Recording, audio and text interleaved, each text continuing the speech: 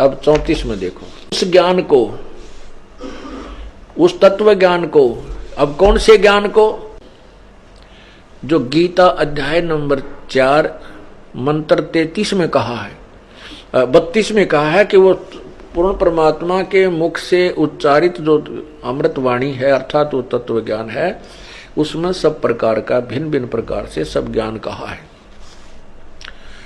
और फिर 33 में ये कहा कि उस द्रव्य ज्ञान से यानी देखम देखा बगैर ज्ञान के कित दान करते धर्मादि द्रव्य देते, धन देने से ये ज्ञान यज्ञ श्रेष्ठ है। तो ज्ञान समझ। तो अब 34 में कहा कि उस ज्ञान को जो गीता अध्याय नंबर 4 के 32 में आपको बताया है कि परमात्मा के मुख्य ज्ञान में और उन्हीं के मुखारविंद से उच्चारण हुआ जो ज्ञान है, उस ज्ञान को तू तत्वदर्शी संतों के पास जाकर सुन। क्योंकि अपना ज्ञान तो गीता में दे ही रहा है। गीता ज्ञान दाता जो उसको ज्ञान है जो बताना चाहता वो तो गीता में उसने वर्णन कर ही दिया।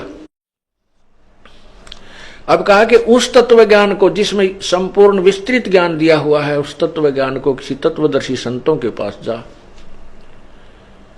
अब देखो गीता अध्याय नंबर 4 के और ये 34 मंत्र में, तो उस ज्ञान को, कौन से ज्ञान को, जो गीता अध्याय नंबर 4 के और 32 में वर्णन है किया है, उस ज्ञान को तू तत्वदर्शी संतों के पास जाकर समझ। उस ज्ञान को तू तत्वदर्शी ज्ञानियों के पास जाकर समझ। उनको भली भांति दंडवत प्रणाम करने से, उनकी सेवा करने से और कपट छोड़कर सरलता पूर्वक प्रश्न करने से वे परमात्म तत्व को, तत्वदर्शिनी व तत्वदर्शी संत, ज्ञान को जानने वाले ज्ञानी महात्मा तुझे तत्व ज्ञान का उपदेश करेंगे।